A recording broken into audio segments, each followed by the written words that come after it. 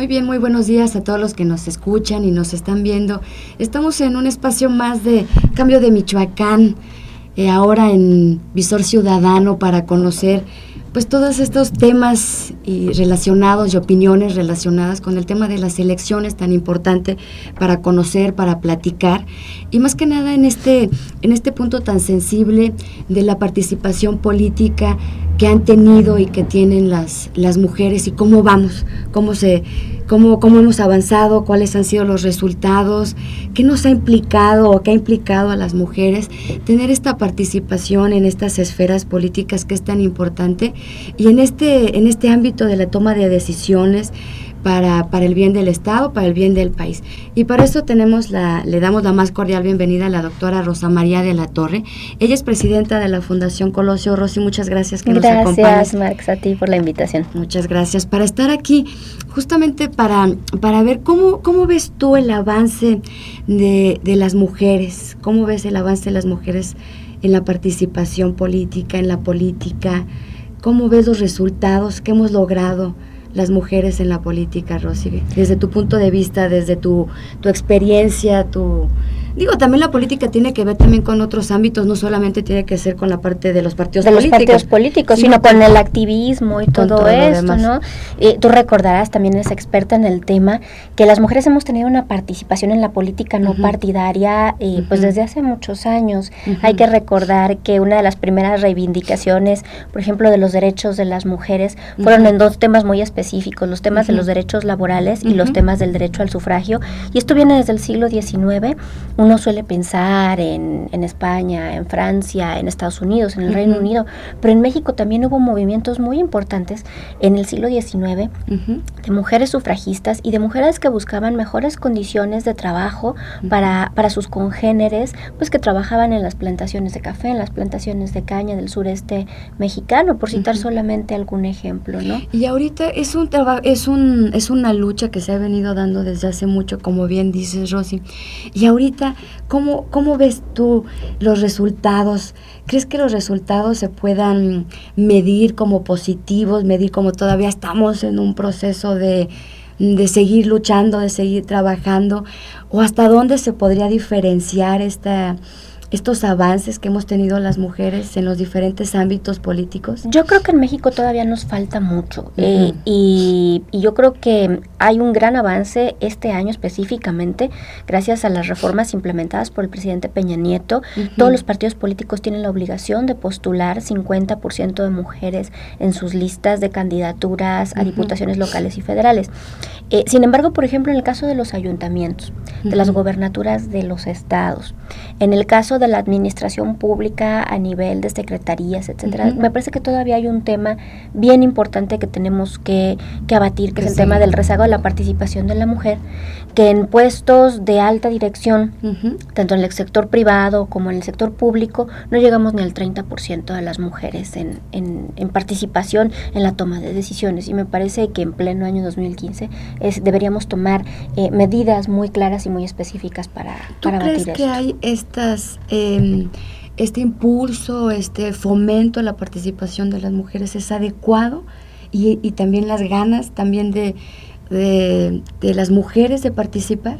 Yo veo que el impulso es muy adecuado, es un primer paso, ojalá haya más pasos en este sentido, como por ejemplo obligar que todas las administraciones municipales o estatales también tengan paridad en la conformación de los gabinetes de gobierno. Sin embargo, lo que nosotros hemos observado, y por ejemplo en el caso de mi partido, del Revolucionario Institucional, cuando se estuvieron trabajando la conformación de las planillas municipales, encontrábamos dos tipos de resistencia para la participación política de la mujer.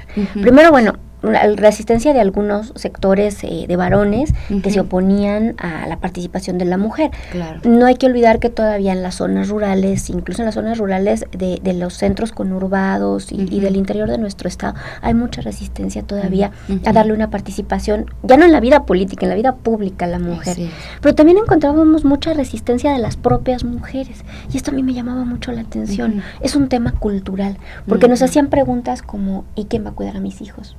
Si yo me lanzo a ser regidora, por ejemplo, ¿quién va a cuidar a mis hijos? ¿Quién va a atender mi familia? ¿Quién va a atender incluso el negocio familiar? Porque observábamos que muchas de ellas claro, se hacen cargo del negocio familiar. Y una segunda resistencia, un segundo obstáculo que encontramos fue el tema de la autonomía económica de las mujeres. Cuando un hombre decide lanzarse a la política, muchas veces pues puede tener pocos, muchos, medianos, pero tiene medios económicos para poder sustentar sus aspiraciones. En el caso de las mujeres, decían, yo no trabajo, ¿de dónde voy a sacar? Pues, por ejemplo, para los gastos que implica el tema de la movilización de una campaña política. Y ese es un tema muy sensible y justamente das en la llaga de cómo buscar compatibilizar estos roles que tienen algunas mujeres o muchas mujeres, que es parte de los planteamientos que se han dicho de cómo compatibilizar los roles de jefas de familia, de mujeres, de esposas o mamás, o pues a jefas de familia que tienen que mantener el sustento de sus negocios, en lo que sean, y que también quieren compatibilizar con gustos, aspiraciones de estar en algún puesto político, de estar regidora, de a mí sí me gusta, quisiera participar porque tengo muchas ideas, pero también cómo compatibilizo la cuestión de la familia, ¿no? Es un punto muy, muy medular. ¿Tú cómo ves que pudiera hacerse esto? ¿Cómo lo están trabajando? Es que yo creo que primero hay que empezar por abatir el tema de los roles. Ya lo decía Simone de Beauvoir en el siglo pasado, ¿no? Vivimos en un juego de roles en el que las mujeres nos dicen, tu primera obligación es con tu familia, con tus hijos, porque tú eres el eje de la familia, porque tú eres, como decía la epístola de Ocampo, ¿no? La paloma guardiana del hogar, o yo no sé qué cosas estas, ¿no? O sea, lo primero que tenemos que hacer es abatir estos roles, porque la paridad y la equidad tiene que empezar en la casa. Así o sea, es. Tienen que entender, hombres y mujeres, que la responsabilidad de la casa, que la responsabilidad de los hijos, que la responsabilidad de llevar el alimento a la mesa es de los dos a partes iguales. Y que no es que la mujer tenga que cumplir primero con su rol de madre, con su rol de esposa, para en el tiempo que le quede libre, si le es posible, como dice la canción, dedicarlo a la política. Es decir, tenemos que empezar por abatir esa cultura de roles. Es muy difícil en las partes rurales de nuestro estado, porque pues son siglos de vivir y de asumir estos roles, y las mismas mujeres los tienen muy asumidos. Sí, yo creo que el primer trabajo que tendremos que hacer, y yo espero que en la conformación de las siguientes legislaturas locales y federales podamos establecer políticas públicas y programas para que las mujeres comprendan que tienen el mismo derecho que los hombres para salir a hacer vida pública y política, y que los hombres tienen la misma obligación que ellas de atender a los hijos y a la familia. Es un trabajo muy, muy importante, un trabajo importantísimo, pero no fácil, no rápido, no para pronto. ¿Y sabes por qué no es fácil? Perdón que te interrumpa. Porque las mujeres tienen tan interiorizado el tema del rol que lo asumen como algo normal, casi como un mandato biológico. Entonces, cuando tú llegas y platicas con ellas, y ellas mismas dicen, no, es que es mi obligación y sí me gustaría entrar a la política, sí me gustaría, pero primero tengo esta obligación de acá. Entonces, por es toda esta cuestión también de la maternidad y todo este rol biológico que tenemos supuestamente arraigado, y que tiene que ser también un trabajo no solamente con las mujeres, sino con los hombres, ¿no? Es un trabajo parejo de hacernos entender a los hijos, a los señores, a las señoras, de que es un trabajo de organización, de distribución de tareas. Y de cooperación equitativa de todos los que somos parte de la familia, ¿no? Y siguiendo con este tema, Rosy, las mujeres que han entrado, las mujeres que están en la política, que están en todo esto, ¿crees tú que se han, en la toma de decisiones, en este juego que se ha dado mucho para los varones históricamente, las mujeres han marcado alguna diferencia o han seguido las mismas formas de hacer política que los hombres? Desafortunadamente hasta hace muy poco no veíamos un cambio fundamental en el tema, por ejemplo, de legislar o de establecer políticas públicas con perspectiva de género, salvo algunos muy resaltables granitos en el arroz, ¿no? Pero ahora veo una nueva generación de mujeres jóvenes, de mujeres pujantes que sí han hecho las cosas de manera diferente y que sí entienden que el tema de las políticas públicas y de la legislación tiene que tener una perspectiva de género. Y eso sí es un tema que brilla en todos los partidos, no es patrimonio de los partidos de mujeres, de todos los partidos que se preocupan por temas como el empoderamiento económico de la mujer, que es realmente pues el mejor instrumento emancipador que pueden tener las mujeres. Y las que estamos interesadas, ¿cuál es la diferencia que han marcado a diferencia de los varones? Las mujeres en la política, ¿en qué se están diferenciando? ¿Cuál es su diferencia? ¿Qué es lo que estamos contribuyendo? Tenemos una forma muy diferente de hacer política, y ya lo decía Hillary Clinton en una de sus conferencias, que las mujeres tenemos una forma muy inteligente de hacer el poder, de hacer la política, de ejercer el poder. Y a mí me gusta poner un caso, un ejemplo. Cuando Estados Unidos en el año 2012 estuvo a punto de irse al precipicio fiscal, porque no se ponían de acuerdo pues los dos grandes partidos norteamericanos, fueron las parlamentarias mujeres de ambos partidos quienes tuvieron la capacidad de sentarse a dialogar, llegar a acuerdos y después permearlos en el resto de sus fracciones parlamentarias. Se hicieron muchos análisis a posteriori de esto y decían, bueno, ¿por qué las mujeres parlamentarias pueden platicar mejor entre ellas que los hombres? Primero, porque tenemos temas en comunes, pero segundo, por nuestra propia naturaleza de mujeres, somos más dialogantes muchas veces que los hombres, y encontramos puntos en común que somos capaces de defender, incluso de forma intra o interpartidaria. Entonces yo creo que algo de lo que hemos visto, por ejemplo, en el tema del tráfico de personas, de la trata de blancas, del tráfico de menores, hemos visto en el Congreso de la Unión que se unen mujeres de distintas fracciones parlamentarias para impulsar un tema y para defenderlo. Y esto a mí me parece muy interesante, que hay temas que están por encima de los partidos y las mujeres entendemos eso muy bien. El tema de habernos sentido tanto tiempo en minoría y tanto tiempo marginadas nos hace mucho más proclives a unirnos en la defensa de lo que son nuestros intereses comunes. Y eso me parece que es fundamental, porque yo no he visto ningún tema que sea capaz de unir de manera solidaria a los distintos partidos cuando están encabezados por hombres, mientras cuando son temas que involucran y que nos duelen a las mujeres, entonces somos capaces de unirnos independientemente de los colores. Ni modo, tenemos más empatía, tenemos más sensibilidad para llegar a acuerdos, que bueno, que eso también tendría que ver con el desempeño. ¿Tú crees que el desempeño, hablando de desempeños, no quisiera así tomarlo como entre hombres y mujeres, pero el desempeño ¿cómo se marcaría? ¿Cómo lo estarías tú viendo?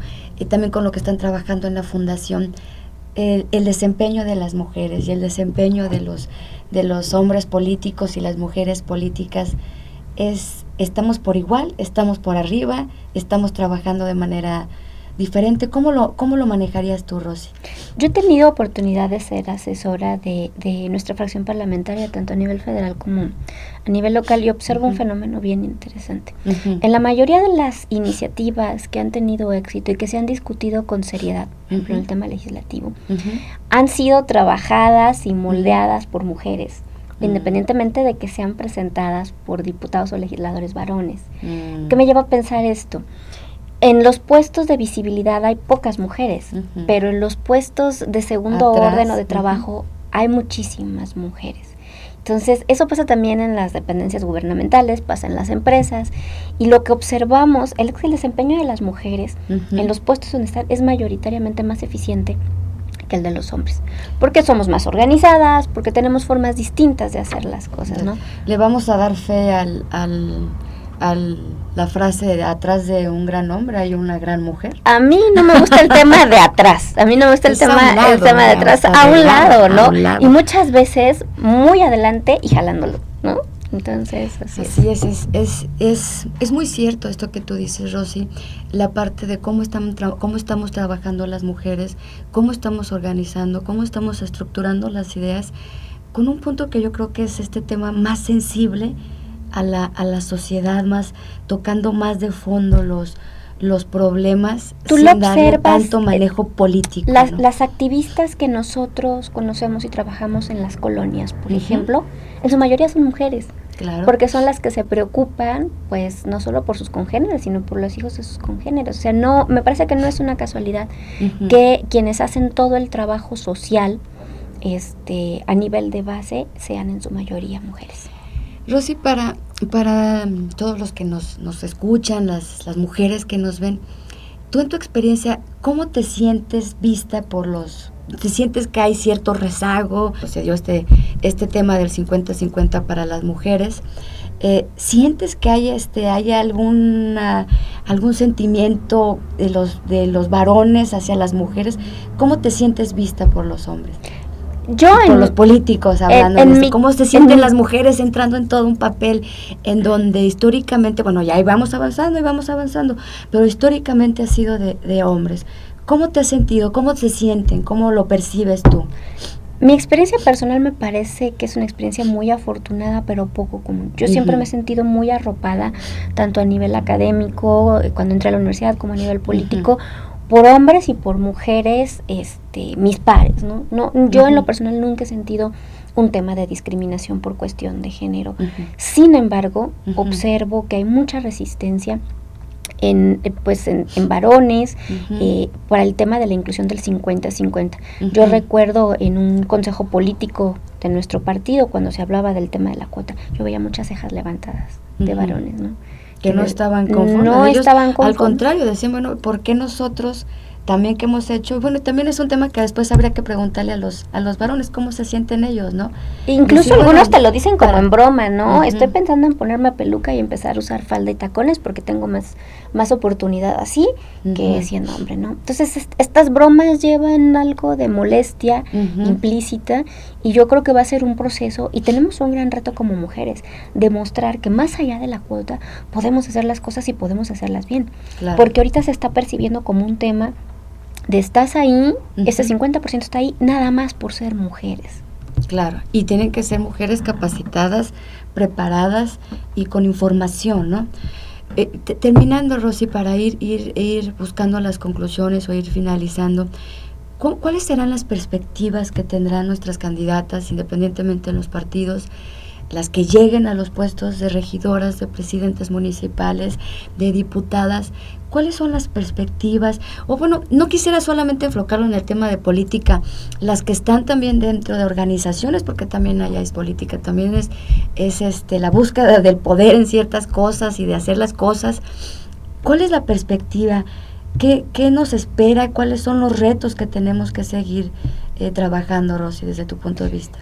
Tenemos que ser muy conscientes que vamos a estar en la lupa. Vamos a estar abajo de una lupa, porque no solamente los varones, sino otras mujeres van a estar observando nuestro desempeño, y si sabemos aprovechar, y si efectivamente lo que tú decías, somos capaces de hacer un cambio en el tema legislativo, en el tema de la política pública, gracias a esta cuota, que mucha gente la ve como una concesión que nos ha dado la Constitución, cuando realmente pues es un espacio... Es para taparle el ojo al macho, ¿no? Sí, bueno, ahí tienen su espacio. Ahí tienen su espacio, y vamos a ver cómo funcionan, y si no funcionan bien, pues vemos qué hacemos, ¿no? Entonces, eso es lo primero, tenemos que saber que vamos a estar en la lupa.